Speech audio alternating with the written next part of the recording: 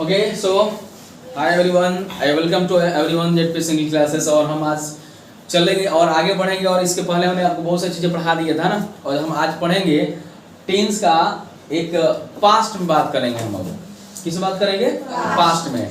उम्मीद करते हैं कि इसके पहले वाला आपको present tense, simple present, continuous या प्रेजेंट परफेक्ट टेंस हो, या ये सारी चीज़ें आपको क्लियर हो गई होगी। किसी को डाउट है क्या? किसी को? क्योंकि सब लोग समझ रहे होंगे और रूल याद कर ही रहे हैं सब लोग। तो उम्मीद करते हैं कि हम लोग आगे बढ़ते हैं, वो सब आप तैयारी कर चुके होंगे। अब हम देंगे सिंपल पास्ट। पास्ट में जैसे हमने पढ़ा था ना, याद करिए, प्रेजेंट सिंपल प्रेजेंट था, सेम उसी आधार पर है सिंपल पास्ट। अच्छा, इसको एक नाम, ये नया नाम हमने डाला है। इसको एक ओल्ड ग्रामर आप पढ़ोगे, उसमें लिखा जाता है पास्ट इंडेफिनिट। पास्ट, अगर किसी ने कहा कि पास्ट इंडेफिनिट पढ़े हो तो भी पढ़े भाई, अलग अलग तो है ना, नाम अलग अलग है। उसको सिंपल पास्ट कर लो तो चाहे पास्ट इंडेफिनिट, ये इसके पहले वाला प्रेजेंट जो पढ़े थे आप उसमें उसको सिंपल प्रेजेंट कह लीजिए या प्रेजेंट इंडेफिनिट कह लीजिए। बात समझ आ रहा ना? तो पुराने ग्रामर में इसको पास्ट इंडेफिनिट कहा गया, अब हम लोग सिंपल पास्ट भी कहते हैं। It is clear?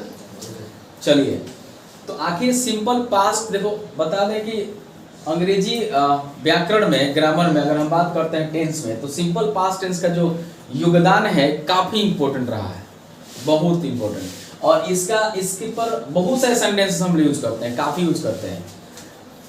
बोलने में, स्पोकन अगर क्लास करते हो उसमें भी इसका बहुत अहम योगदान होता है। जैसे मान लीजिए जो भी बातें हम पास्ट की करेंगे, बीती बातें, जैसे मैंने आपको कल देखा, मैंने आपको कल देखा, तो ये इसी बेस पे आएगा। आप पढ़ने कब गए, तो ये भी इसी बेस पे आएगा, इसी टेंस पे आएगा।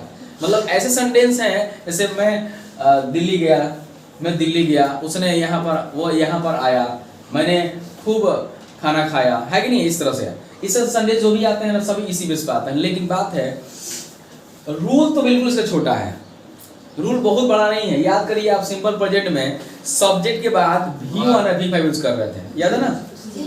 सब्जेक्ट में क्या था कि V1 या V5, लेकिन इसमें रूल बहुत आसान है। इसमें कहता है कि V1 और V5 हटा ही दीजिए, बस एक ही वर्ब आएगा जिसका नाम है V2। वर्ब का 5 फॉर्म है ना जी, पांचों फॉर्म में से V2, यानी अब आपको समझ में आ रहा होगा कि वर्ब का सेकंड फॉर्म आपको याद करना पड़ेगा।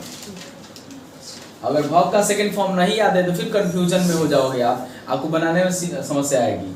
तो इसकी पहचान भी बहुत लंबा नहीं है, छोटा सा पहचान है। अगर हम पहचान की बात करते हैं, अगर इसकी हम रिकॉग्नाइज की बात करते हैं, तो रिकॉग्नाइज में इसका सिंपल है, जैसे आता है या ई कह सकते हैं, या ए भी कह सकते हैं, हाँ।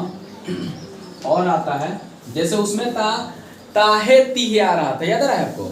इसमें आएगा ता था ती थी, पास्ट में हो गया ना, ता था और ती थी और ते थे, ठीक है? इस तरह से इसमें हो गया।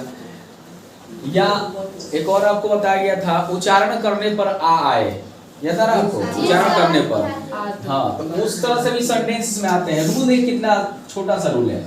रूल की बात करते हैं हम, तो इसमें सब्जेक्ट आएगा, V2 आता है और ऑब्जेक्ट आता है ना? छोटा रूल, रूल एकदम छोटा है, लेकिन सेंटेंस इस पर बनते बहुत बड़े बड़े भी हैं। अब मान लीजिए कि सेंटेंस, अब इसमें बड़े बड़े कैसे बन सकते हैं? स्मॉल तो सेंटेंस बन ही जाएंगे, लेकिन लॉन्ग सेंटेंस हम कैसे बनाएंगे?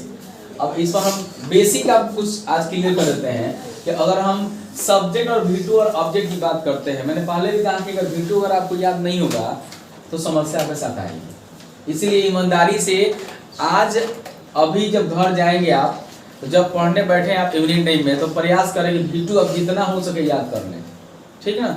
वर्ब का फर्स्ट फॉर्म याद हो गया, V3 कुछ रिवीजन हो ही गया है, बच के गया हम लोग का V2 ही बच गया था, है ना? तो V2 की रिवीजन कर लेंगे हम। एग्जाम्पल थोड़ा सा देख लीजिए, समझ लीजिए। यहाँ पर जैसे हमने बनाया, सिंपल है, वह गया,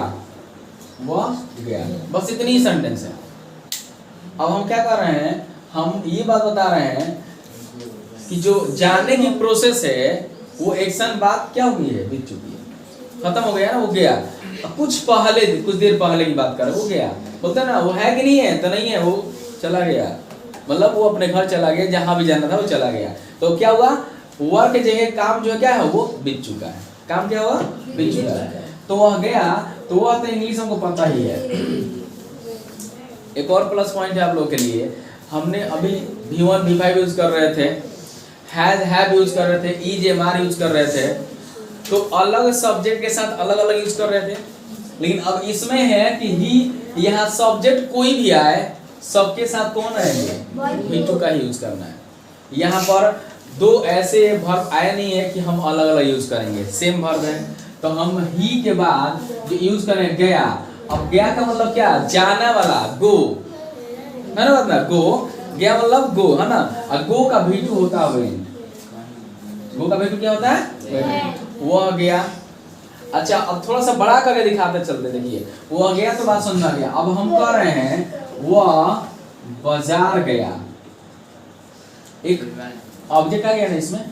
इस सेंटेंस में सब्जेक्ट था, वर्ब था, इस सेंटेंस में सब्जेक्ट भी है, वर्ब भी है और ऑब्जेक्ट भी है, तो यहाँ कर लेंगे ही वेंट टू मार्केट। अब ये तो सही है। अब एक सेंटेंस देख लीजिए, एक और आपको दिखा दे। अगर कह दिया वह बाजार कल गया, कल बढ़ रहा है ना सेंटेंस, देखिए बढ़ता जा रहा है। तो अब इस तरीके सेंटेंस आ गया, तो यही ना लास्ट में आया है, ये तरीका हमने पहले बताया था आपको। तो ये आप लास्ट में आया तो इसको लास्ट में लेंगे।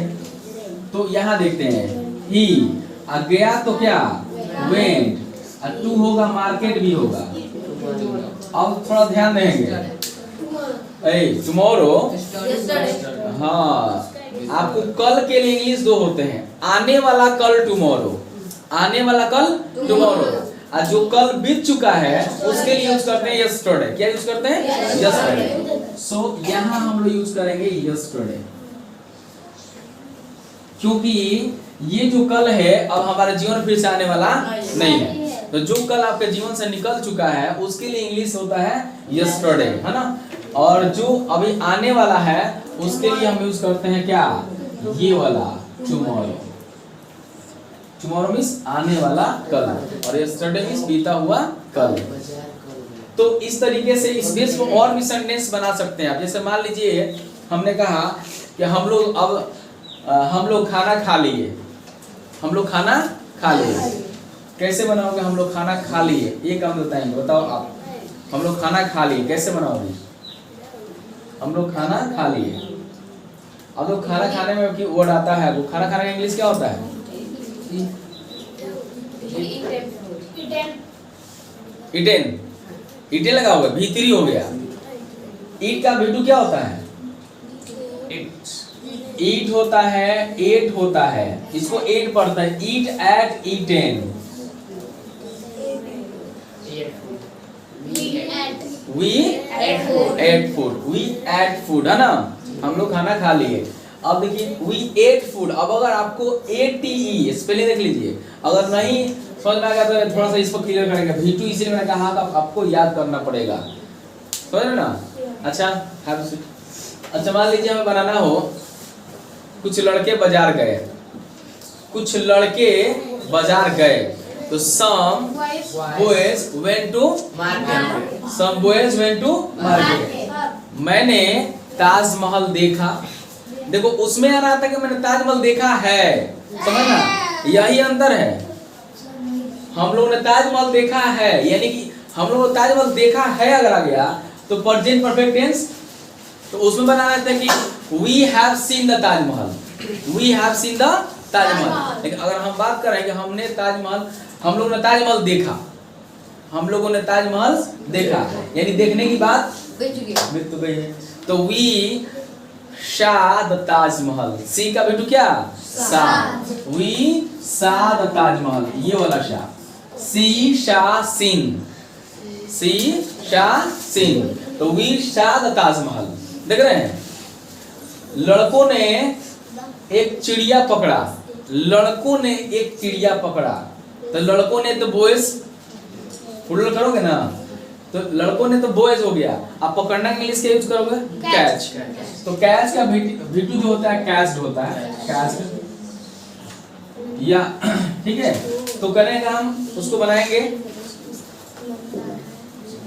ऐसे संडे जो आएंगे हमारा, इस बेस पर हम देख लेंगे V2 क्या है और V1 क्या है, उसके हिसाब से हम लोग क्या करेंगे, उसको चेंज करेंगे। अगर V2 अगर कंफ्यूजन में है आप तो फिर दिक्कत होगा आपको, इसलिए V2 आप घर पे रिवाइज करें और ज़्यादा ज़्यादा क्या करेंगे, V2 को आप रिमेंबर करेंगे। अक्सर बच्चे ना V2 में ही कंफ्यूजन होते हैं, है ना, तो V2 ऑनेस्टली याद करें, सिंसियरली। तो आप लोग जाएं घर पे और ईमानदारी से याद करेंगे इसको। कल हम लोग क्लास में फिर से पढ़ेंगे इसको और आगे को बढ़ाएंगे, लेकिन कल आप याद करके आए ताकि आप लोगों को दिक्कत नहीं हो। बनाए जो भी संडेज बनाएंगे उसमें आपको पढ़ने में मजा भी आएगा, ठीक है। सो राइट नाउ चलिए फिर